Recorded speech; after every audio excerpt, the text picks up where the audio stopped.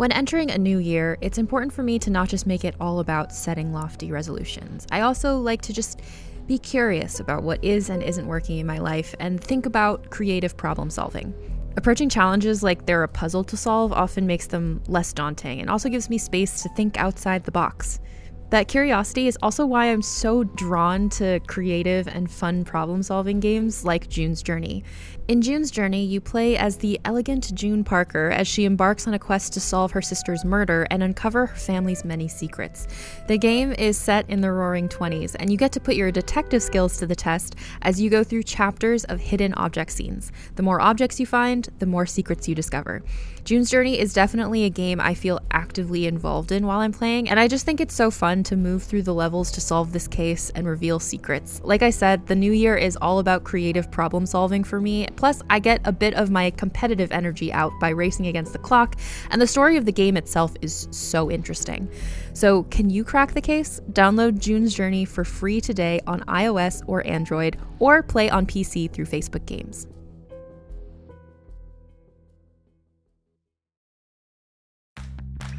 There's a special kind of thrill that comes with finally getting something that's been in your shopping cart or on your wish list for a while. And that feeling is even better if you know you got the best deal for it. That's why the savviest shoppers shop with Rakuten. They get the brands they love with the most savings and cash back. And you can get it too. The idea is simple. Stores pay Rakuten for connecting them with shoppers, and Rakuten shares the money with you as cashback. Start getting cashback at your favorite stores like Sephora, UGG, Levi's, and many more. Plus, Rakuten lets you stack sales on top of cashback, so you're not missing out on any other deals or rewards you might already be a part of. It's easy to use, and you get your cashback through PayPal or check. Download the free Rakuten app and never miss a deal. Or go to Rakuten.com to start getting the most bang for your buck. That's Rakuten.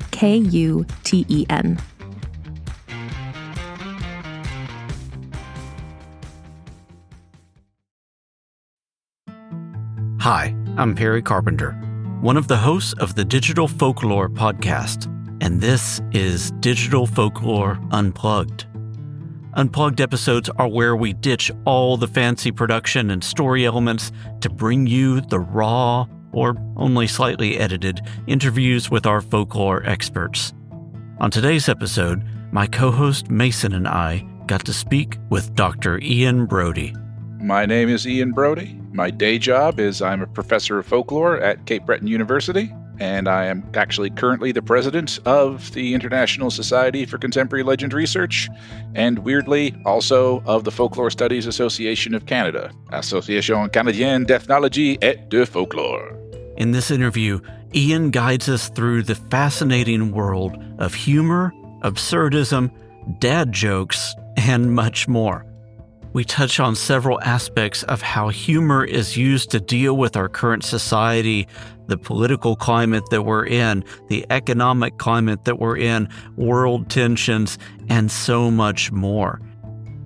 In so many ways, we see that humor is so tied in to what it is to be human.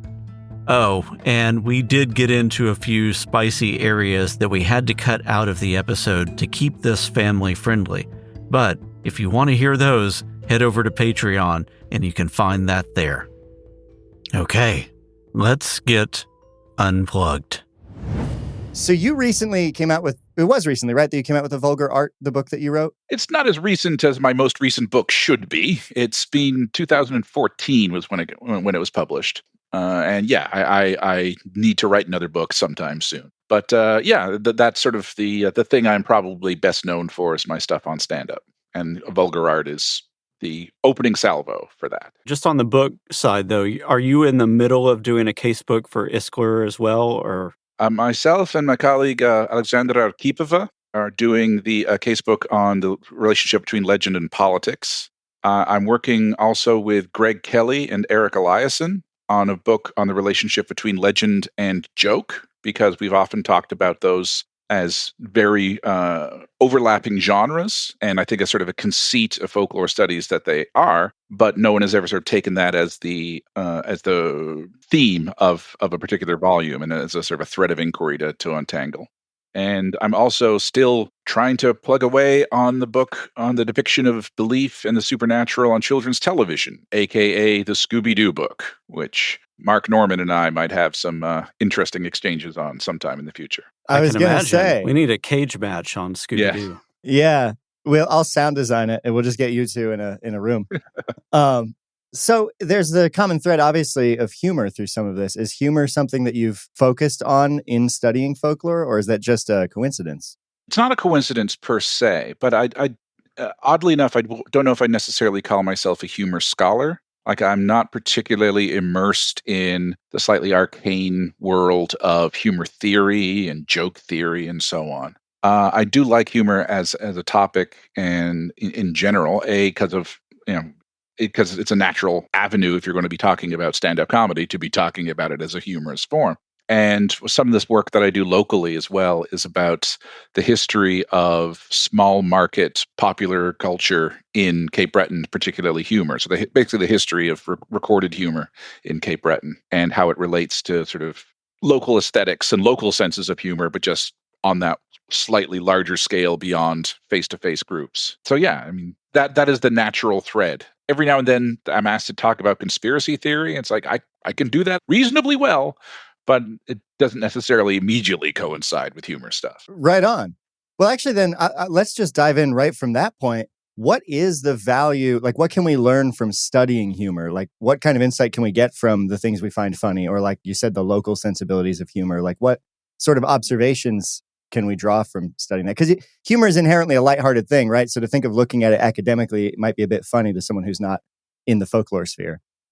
Yeah, but I mean, humor is something it takes place within that play frame. So, I mean, you can sort of imagine that most of the time in a way, we not necessarily by choice, but we sort of have to conduct ourselves in the indicative mood. We have to have meaning. We have to sort of state our purposes and our worldview clearly. We don't necessarily like delving in ambiguity. And we need to be direct with each other. But then at other times, we are more relaxed. We are gregarious and garrulous with each other, at which point we can do things like fundamentally play. We can just take on this new set of things, and verbal play is one of the things we do. The anecdotes that aren't necessarily true per se, that they are as much stories, they are as much shaped experience, even if they're purporting to be true. And then things that are clearly, definitely, the question of true or false is not the issue. So things like a joke, something that's marked that way.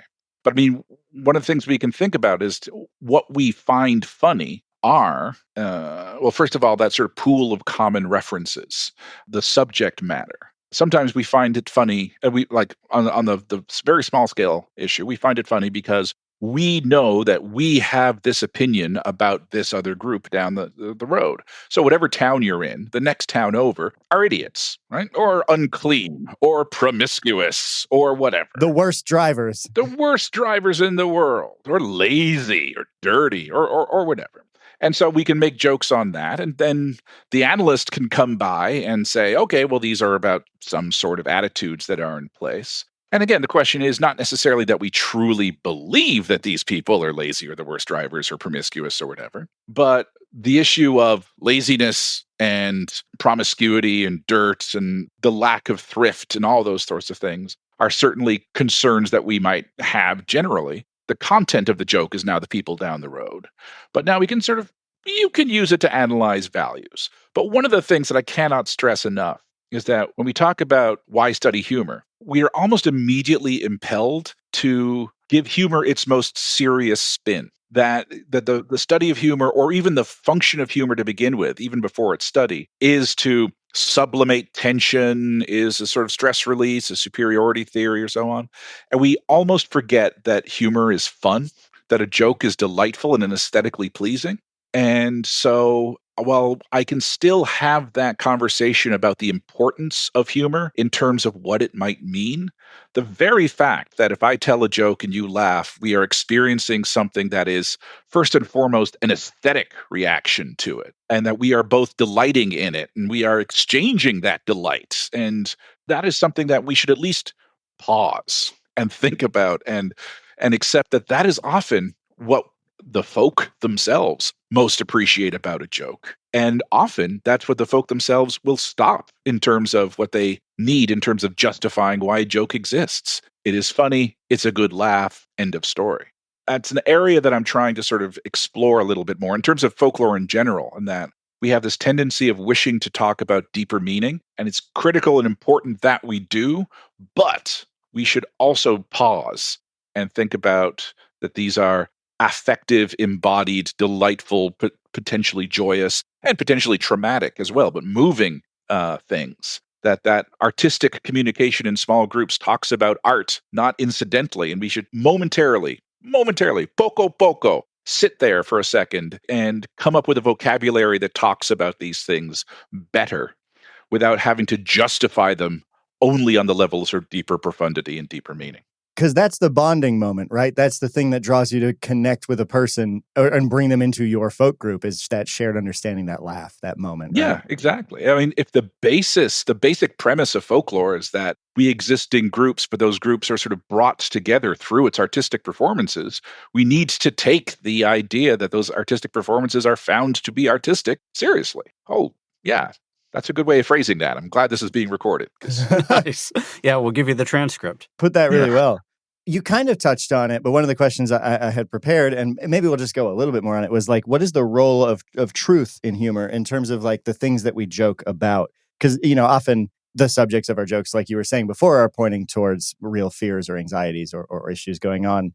Is that sort of broadly the role of truth in humor? That it's whatever anxieties we have at the time or a response to things, or? Well, I think there's a sort of aspect of truth in as much as humor needs to have a certain form of relevance to it, because it needs to sort of at least advert to the presence of the possibility of belief. In the same way that legend sort of is balanced on that issue of credibility, in that it's not so much that I believe this to be true. I mean, or when I'm telling it, it's not so much that I know it's to be true, but I do know that other people are doubting it. I do know that this very possibility might at least contravene common acceptance. So when we tell a legend, I might say, "Oh yeah, that's not true," but I understand why people might believe it. And in the same way that, like, "Oh no, it's absolutely true," and they don't want you to know this sort of thing. That's Linda Daig's issue of the dialectics of legend, and that doubt is always one of those things. And I think joke works the same way.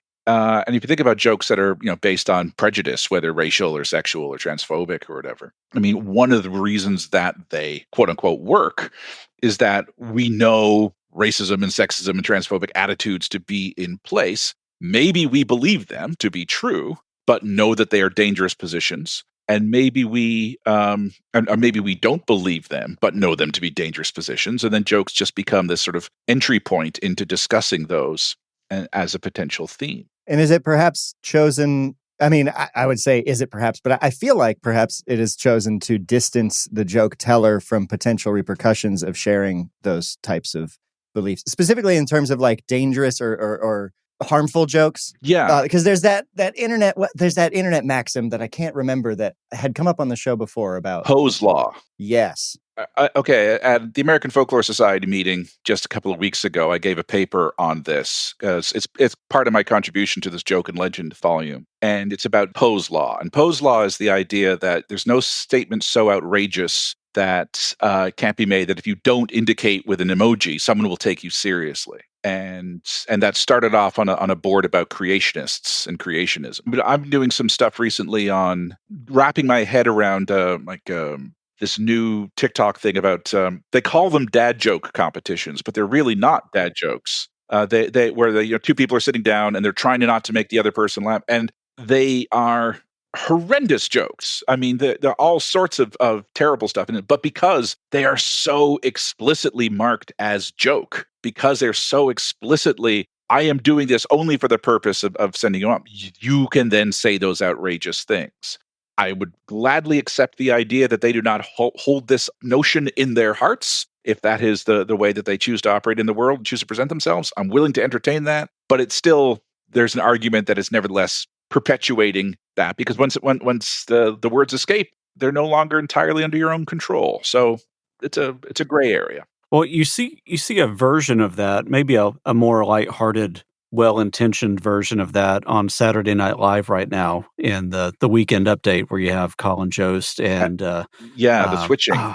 the switching, where they'll write jokes for each other, and they'll include lots of stereotypes and things that somebody should not say in the position that they're in. But because the other person wrote it, there's a permissive nature of that.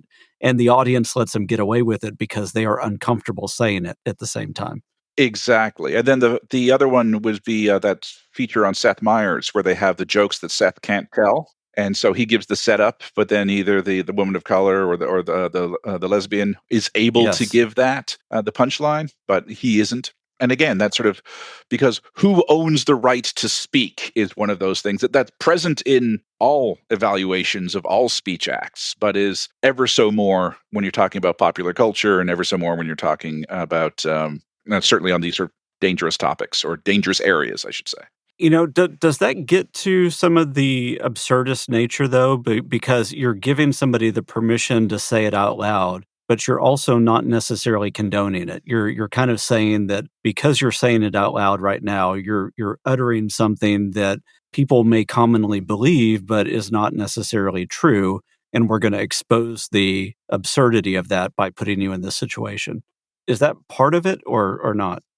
Are you talking about the sort of level of absurd? So, I mean, I guess my question is, how are you defining absurdist humor here? What is the absurdism here? Because, I mean, absurdism to me always sort of thinks stuff that just doesn't follow and it's almost nonsensical. Well, and I was probably using the word incorrectly for that, but I'm trying to think of the good-willed nature of putting people in situations where they are uttering stereotypes and misconceptions and things that ought not to be uttered in public. But I'm wondering if the purpose of putting people like Colin or Seth or somebody in the position of putting that on their show is specifically to say this proposition or this stereotype is fundamentally absurd. And we're going to all laugh about it right now because we know that people are we know that people are making statements like this, but we're going to put it in a different light. Yeah, I think that's probably the right interpretation once you get to that issue of the deeper meaning of the joke. Yeah.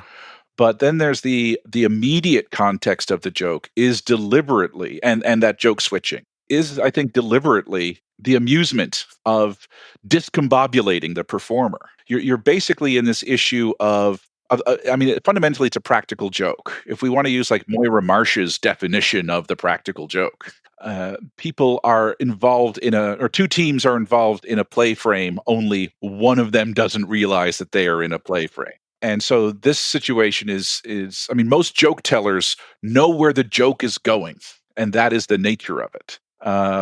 Because they are sort of completing a thought, as it were. They are the ones who are aware of the appropriate incongruity that they are about to release through the certain juxtaposition of words, blah, blah, blah, blah, blah. But watching them figure it out as they go along. And I think so much of it is about watching them do it. It is part of that nature. So you're in a context where jokes are being read, and I think that's clear. They're a clean slate. They're coming to them fresh. They understand that we're dealing with a joke. They understand the nature of the genre that this joke is going to operate in, particularly in things like the genre of the fake news item that is endemic to Saturday Night Live. So, it's a structured kind of text. And yet they and the audience are understanding it at the same time. Most jokes are, I don't think it's about power per se, but it is about the, in as much as jokes are about release and surprise, not typically both parties are not being surprised. Yeah, there's usually an asymmetry to that. There's an asymmetry, and the idea that there's like everyone is realizing what's going on at the same time and doing that interpretive act. I think that's what sort of makes it twist, and that of course might be the absurdist aspect, in that we are just witnessing a spectacle where no one knows what's happening, and the power is symmetrical, but no one has an advantage at all. Everyone's disadvantaged. That's the power of improv comedy, is everybody's discovering at the same time. Yeah, very much so. Yeah, I did improv in the past, and then that is what sort of, figuring it out. Now, of course, they understand conventions and they understand patterns, and the team will have understood its both the larger history of their improv tradition and hopefully dynamics that they might have between each other, which is not about knowing what this person is going to say so much as knowing how this person thinks. But still, yeah, that level of uncovering and discovery is, I think, kind of key to it. But both are in place. One is the performance of uncertainty that we are witnessing, and then what brings about that, and what brings about that discomfort, what brings about that issue of forcing someone into a situation that they don't want to be, they typically would not allow themselves to be in, even within the license that a joke frame allows, because their own jokes are skirting the issue. But again, Colin won't say certain things and Jay won't say certain things. This joke is, there's no doubt about it, this joke is exceptionally racist, but we all know it's a joke. Okay, what do we do about it? And that's sort of the fun. So that might be like the deeper meaning of the absurdism. Yeah. But we all know it's a joke, and it wasn't even written by this person that is surprised by having to say it out loud now. Exactly. But they're saying the quiet part of some societal prejudices out loud as well, which is what brings the power to it even more, I think. Well, and that can be dangerous because that license can be exploited, obviously, as we talked a little bit about. Yeah, and that sort of blanket permission that some comedians assume, and especially in that, again, talking about that earnestness that people will impute upon joking in general and stand-up comedians specifically. Another one of my bugaboos is how we've typically sort of had to describe the stand-up as social critic, as anthropologist, as cultural critic or whatever, as if the idea of being entertaining is insufficient. But once you establish that they have a deeper purpose and that they use humor at that, then they're sort of given carte blanche license to say anything, because it is about truth-telling and exposure, but also simultaneously it's about performance and play. And so you have people hiding behind the character of the stand-up to justify whatever. Now, that's a problem, I think. That's different and sort of beyond the scope of what we're talking about today. But oh yeah, totally. But yeah, why don't we pivot into the meat of talking about absurdist humor specifically? So starting with a clear definition is probably a good idea. As I understand it, not as a humor scholar, is that sort of what you had said earlier, that things that don't seem to logically follow, or the death of meaning or meaninglessness as humor, and sort of forging a meaning out of that. Is there a better or more concise way that you could frame absurdism? No, I think that works. The idea that that's such an obscure connection between the premise and the punchline, as it were. I mean, most of the thing, again, my humor theory is, as much as I delve into it, I'm very much enamored of Elliot Oring's idea of that a joke is that humor is basically the apprehension of an appropriate incongruity. The idea that the joke basically sets you off in one direction, the punchline provides a second answer which makes sense as long as one grasps that there's sort of a category slip. Again, sort of, and I like to think of it as in terms of moving from the indicative to the subjunctive somehow. So that, when it's a jar, I mean, his classic example that what he goes back to time and time again is, when is a door not a door? When it's a jar. And it's like, okay, well, what do you need to understand to grasp that joke? And it's about, the homophonic qualities of a jar and a jar. So with that, apologies for the killing the frog situation, but he has killed that frog many, many times over his 40 years. But there's you see the mechanism and it's like, oh, okay, and really you appreciate the mechanism. I mean, there's a certain amount of the aesthetics of joke is sort of grasping the leap that one has to take, and therefore the leap that one had to have taken in its construction in order to achieve that momentary glitch that is that sort of release. The absurdist joke is where the connection between those two is so obscure. It's not homophonic. It's it's not a jar. It's not a pun. It's not necessarily building on some blatant but implied prejudice about the group in context, like a dumb blonde joke might function as. It's just weird. I guess the thing is that you're not really immediately grasping the mechanism and finding delight in that the frisson of the gap between the expected and the consequent, and therefore appreciating the wit of the joke's construction, it's more a matter of puzzlement. But the puzzlement is kind of the point, I think.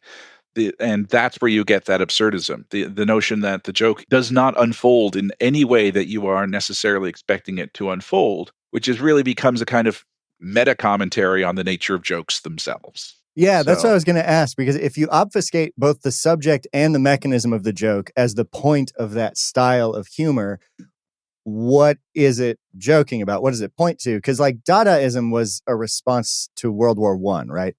Was it a response to the war? Or was it a response to like the economic burden and struggling to live as just a normal citizen in capitalism after the aftermath of that? Well, I guess the question is, what's the difference between those two? I mean, right. It's like one's an inhale and one's an exhale of that same moment. So that's true. More of our interview with Dr. Ian Brodie after this. TIAA is on a mission. Why? Because 54% of Black Americans don't have enough savings to retire.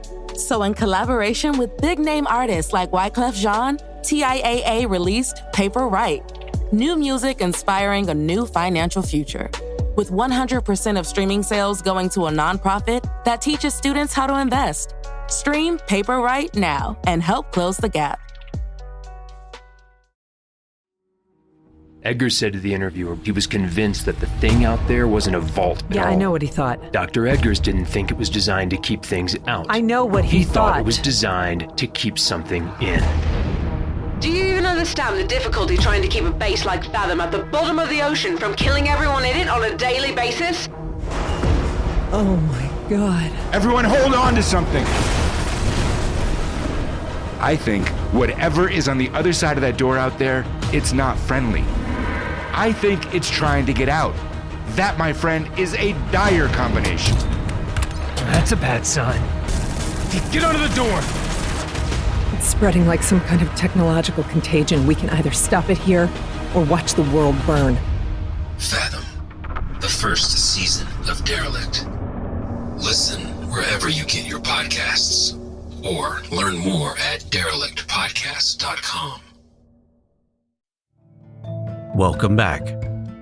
Is there something that absurdism usually points to? Is it usually stress, strain, like feeling meaninglessness, and that's why we joke about it? Is there like a nihilism in that in some way of like this, understanding is futile, and so I'm just going to throw random things together? Probably. I mean, it's pushing back against some semblance of orderliness, as it were. Yeah. Something like exploitation of the rule of three type of thing is I can build 2 data points gives you an assumptive connection, but then if I break the assumption on 3 with something that's totally unrelated, then you're only left with futility of trying to understand. I think that's a good point. But I think one of the things that strikes me about sort of contemporary Gen Z or millennial humor in this absurdist thing is that it's very much an idea of the internet, where the notion of, I mean, I think it might be pointing to the strange idea that the joke makes sense somewhere, but we're sort of in this place where everything is available to us. All time and space and communities are basically, they're not null and void, but the rules have been changed. And so, I mean, the notion of the internet is basically the site of infinite choice and infinite possibility, allows for the notion of, well, we just kind of have to question all the genres as they've been presented to us before, and even the content therein. Because again, the idea that someone has to find that joke in infinite universes, with an infinite number of monkeys, one of them's going to come up with a joke that another infinite monkey is going to find hilarious. And is it kind of funny in itself that no one gets it? Like there's a humor derived from the fact that it is just so weird, no one gets it. And so I think it's funny. And now I'm in the in-group because I think it's funny. And everyone else just says, this is a B emoji that is highly compressed. Exactly. On the online, we come across things that only make sense in the context in which they arose, but we're exposed to them because those borders have been erased. And so it's like this, what about the idea of jokes that are contextless, I guess? So is what you're saying kind of like we've got this breakdown of the walls of all of these micro folk groups, we can peer into and often accidentally stumble into highly coded folk communication we don't understand on the internet just at random. And so this humor is a meta layer on top of that kind of observation. Pretty much. I mean, I'm always surprised because I've got like an international crew of people on my Facebook pages, and every now and then there's this wonderful meme that comes up, but it's in like Croatian or something. And I see it, and there's lots of har emojis, responses to it. It's like, I have no idea what this is. I know it's funny, or at least I know it's being found funny. Someone thought it sufficient to post. Other people thought it sufficient to react to. Completely meaningless, except it's like angry mafia baby. That's all I really know. So just that notion of just coming across this whole other world, which is not where most of our joke material had been prior to the early 21st century. I mean, obviously Usenets and so on, but for the most part, that kind of material was interpersonal and or mass mediated, but with the expectation of it being met, for the hardest impact. And this is like, okay, it's an obscure joke from 5 continents away. It's like, I really want to know what this means. I don't get it. Tell me what it means. Invite me into your understanding, please.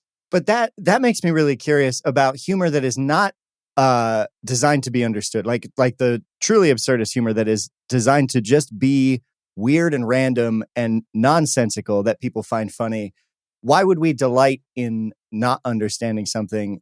Or do we delight in not understanding that kind of joke because we don't understand so much that we come across that it's just funny to be like, I don't understand anything. This is funny to me, even though it's nonsensical.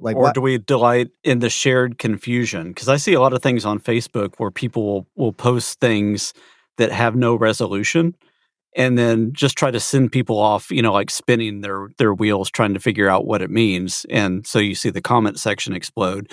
And the person that posted that and the people that repost that are just delighting in the confusion of others. Yeah. Resolution is, I think, the exact word, in that when we see something like that, we just know that it was an intentional act.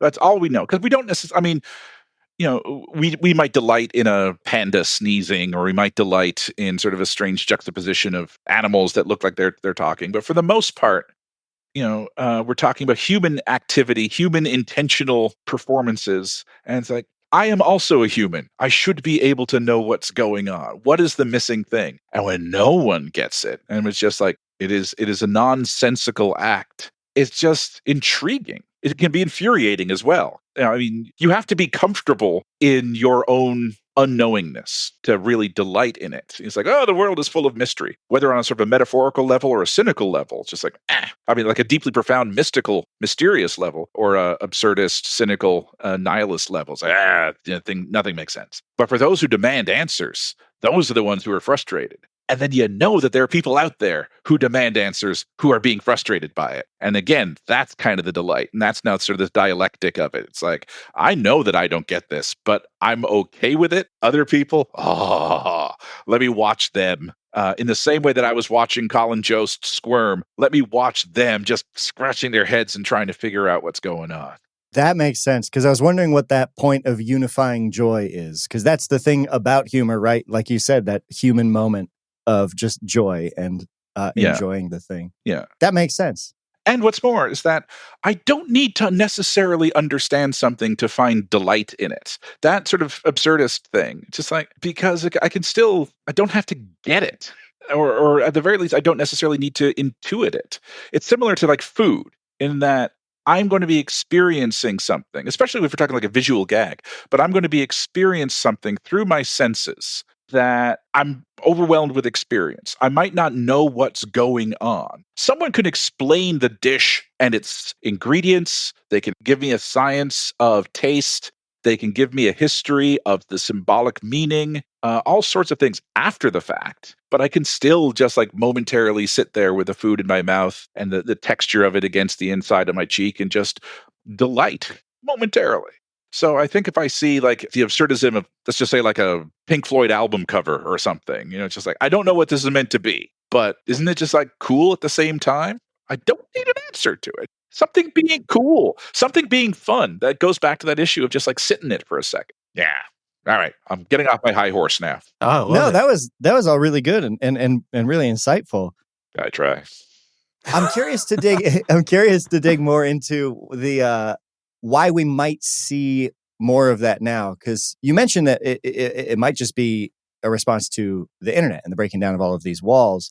Do you think there's any ties to our sort of current economic situation with what seems like only doom and gloom forecasts in terms of economy and the climate? Like, we are constantly inundated with, late stage capitalism on top of climate change issues and political division. Do you think any of that has anything to do with the rise of this more absurdist kind of humor, particularly in like the younger generation that might be coming up? And it's a sentiment I've heard expressed by a few people, mainly my younger sisters, because I'm too old to be in touch now, which was a sad revelation when I turned 29. But that idea that there's nothing left for them. Yeah. Well, I have a layer to put on top of that, though. So all of that, plus this phrase that's been used to describe humor that may or may not be accurate, but probably is accurate for at least a subtype of humor, about pain plus time is humor. How does that fit into this more nihilistic understanding of the universe, where we are dealing with late stage failures of parts of capitalism, social strife, political division, a lot of uncertainty, and so on? How does all that fit together in your mind? Where does humor come out of that?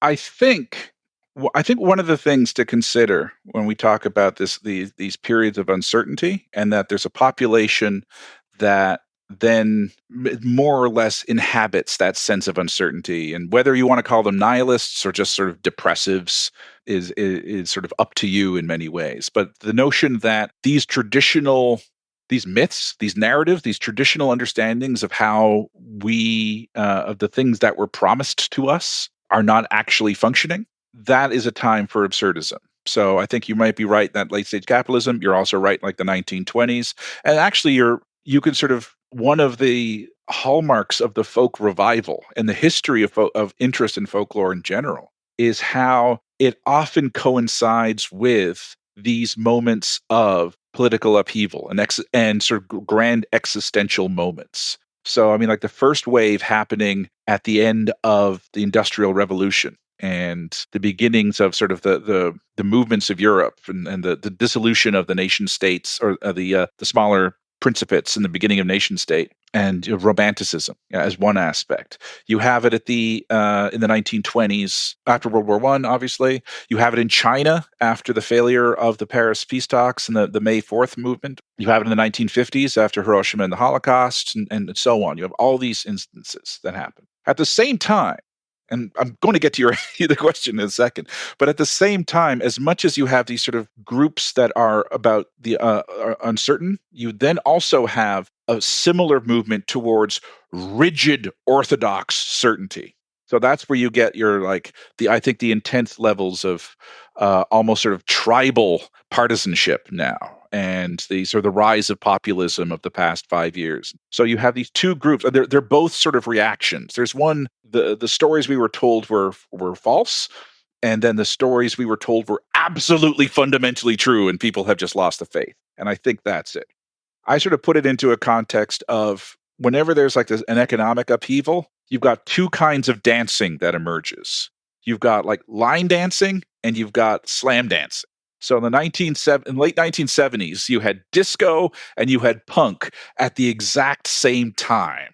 In the early 1990s, you had the emergence of country line dancing and you had grunge. Those were the two musics at the time. And I think there's a sort of, there's an idea of free-form negation that happens in things like punk, and there's things like rigid conformity that happens in at least the white version of disco that took over in the 70s and country line dancing. So I think those are those two moments. But ultimately, I mean, the internet is the context in which this once more failure of what our previous generations have told us would be the future is occurring.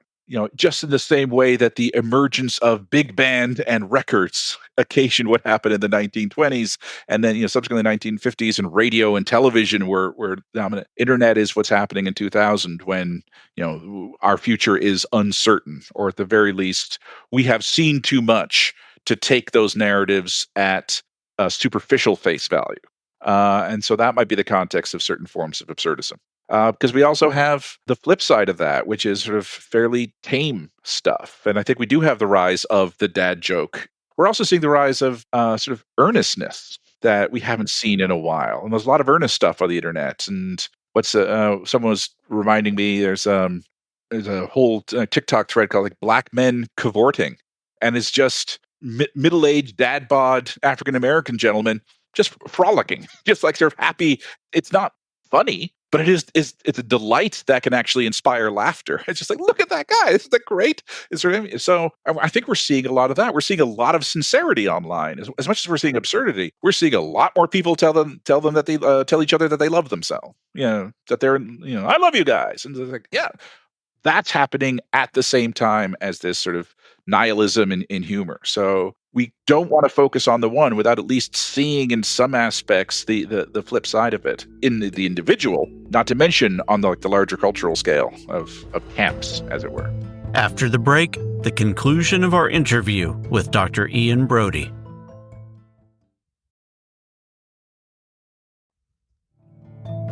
Welcome back. I feel like we're even seeing a blend of those two things, like very earnest people being funny in absurd ways. Like when you brought up earnestness, and it made me think, there was a little experiment I did where I had made a short clip of a video and posted it to TikTok, and it got very little response and engagement. And I had done a lot of production on it. I had made it look very professional and sharp, and it got largely ignored. I switched it to a clip that's largely the same content. I didn't switch it. I posted another clip, largely the same content. But instead of all of this production, it was just the raw face cam of the person who was talking, nothing else. And that immediately got orders of magnitude more attention because people are seemingly conditioned away from professional, sleek production that seems ingenuine and more inclined towards earnestness, at least on platforms like TikTok, which is taking over like wildfire. Absurdist humor is still really popular, but the delivery also has to be earnest. So like thinking about those as opposing forces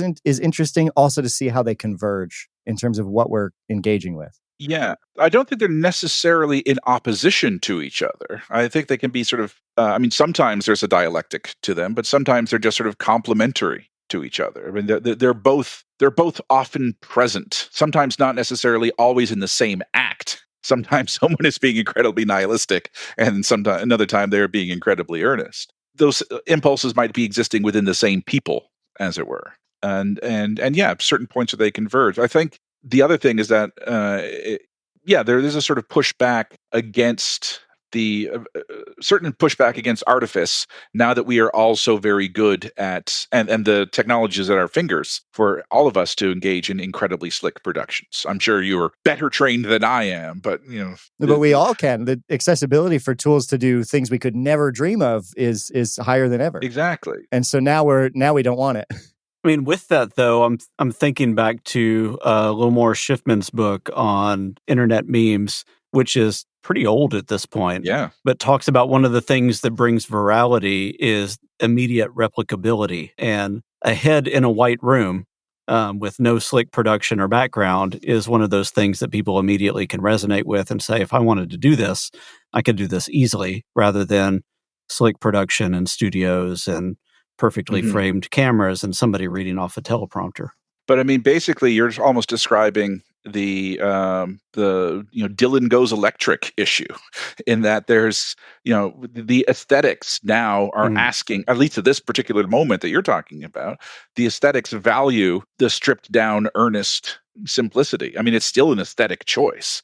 I know this for a fact. There are filters for things to make it look like older technology already. So, I mean, even that can become a sort of a certain form of artifice.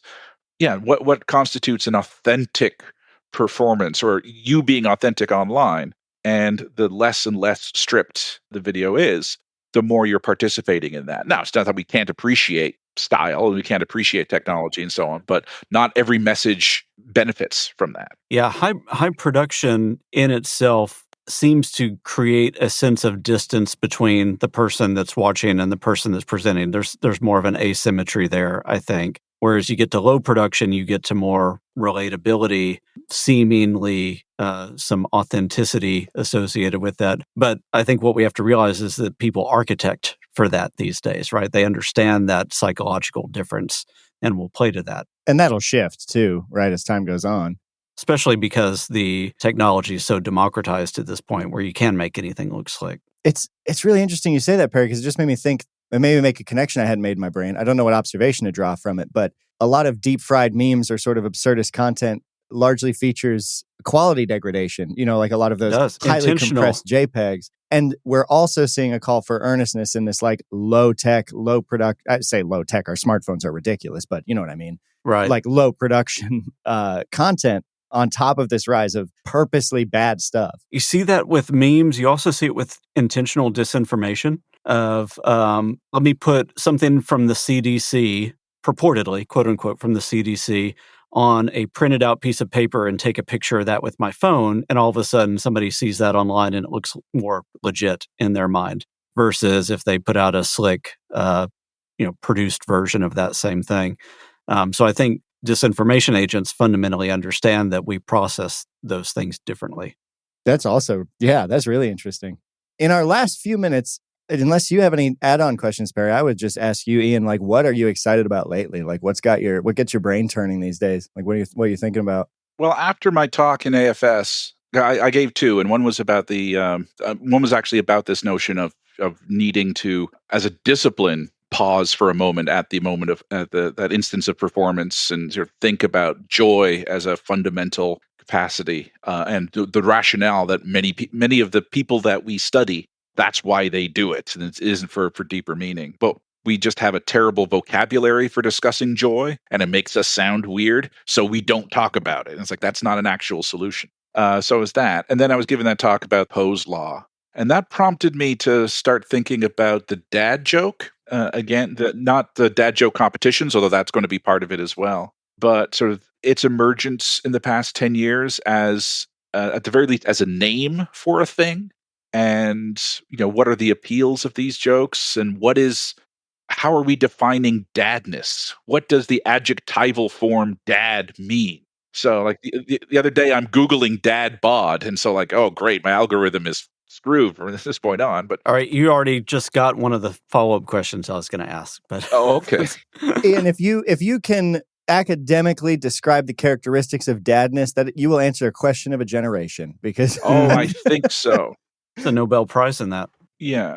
And I'm still sort of unpacking it, but I think dadness is a reaffirmation of a certain position of patriarch, but that is not necessarily conditioned by fear or inherent power structures, and is more conditioned by mutual affection. And so, like, these aren't father jokes; these are dad jokes, and the dadness is there. And I've been sort of working out how I'm expressing it, and I got it all typed out nicely. Yeah, it's kind of like dad bod is not alpha male bod. Yeah, exactly. Yeah. At least to me, I really enjoy how it seems to be a reclamation of masculinity in a more soft and emotional sense, as opposed to the traditional masculinity of like, never cry, don't share your emotions, yada yada. It's more affectionate, it's more open, it's more vulnerable. It's a reclaiming of vulnerability in masculinity without reducing the masculinity of it. Yeah. Is that the dad bod or the dad joke? Dadness in general. Yeah. Pedro Pascal is daddy now on the internet. Yeah. Like all of, someone is daddy. Daddy is a thing. Not getting into the more lewd areas of the internet, obviously, but generally a dad vibe is like this soft masculinity that I think bodes well for attitudes around masculinity in the future. Yeah, there's like an affinity to that word. Do you know, the way I've been sort of phrasing it is, do you know Gregory Bateson's expression about play? No. He was using it, the description of puppies fighting. And so he described it as the nip that denotes the bite, but does not denote what the bite denotes. So basically, the act that represents actual combat, but does not actually denote what actual combat denotes. Genuine aggression, genuine displays of power. And so like the dad joke for me and I think the dad bod might sort of be thrown in this as well. It is very much in keeping. So what the dad is doing in the dad joke is he is reaffirming his position of power and imposing a meaning on a scene, which is why it sort of relates to the Schrodinger's douchebag. He's reframing something. He's dragging everybody into a joke occasion, irrespective of whether they wish to be in that joke occasion. Right. And so it is a performance of patriarchal power without actually denoting all the things that patriarchal power denotes in terms of inherent misogyny, massive amounts of privilege, the landscape of violence, and so on. That's the idea that I'm working on. I am so ready to read the stuff you write about this, because I loved that. That's fairly profound. Yeah. All right. That's really, I'm chewing on that. It's nice to know, because I haven't shared it with too many people. So it's like, okay, it's making sense. Yeah. That is awesome. Thanks so much for listening, and thank you to Ian Brodie for spending time with us. Check out our show notes for links to find out more about Ian, as well as his books, his YouTube channel, and more. For those of you who haven't done so yet, consider joining our Patreon. You'll get access to interviews like this, as well as all the bits that we had to leave out in order to make the publicly available feed as family-friendly as possible. If you have any questions, feedback, or ideas for a future episode, you can reach us at hello@eighthlayermedia.com. And if you're interested in sponsoring us, hit us up. We would love to talk to you. Digital Folklore is created and produced by Eighth Layer Media.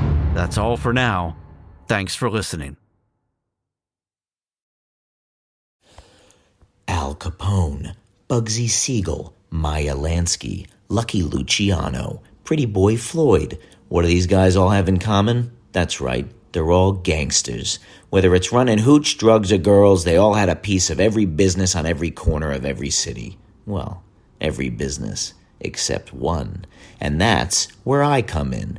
My name is Harry Dolowich, and I'm from New York City, and I'd like you to join me with the help of an incredible cast of actors like Richard Kind, Louis Black, Melanie Linsky, Bobby Cannavale, Michael Stuhlbarg, Justin Bartha, and many more, to tell the unbelievable true story of how I rose from nothing to something after taking over the one business that those gangsters were too blind to see: the chocolate syrup business. So, make sure you tune those radios to Realm and slurp up the first 10 fizzy installments of how I, Harry Dolowich, became New York's king of the egg cream. Available wherever you get your podcasts.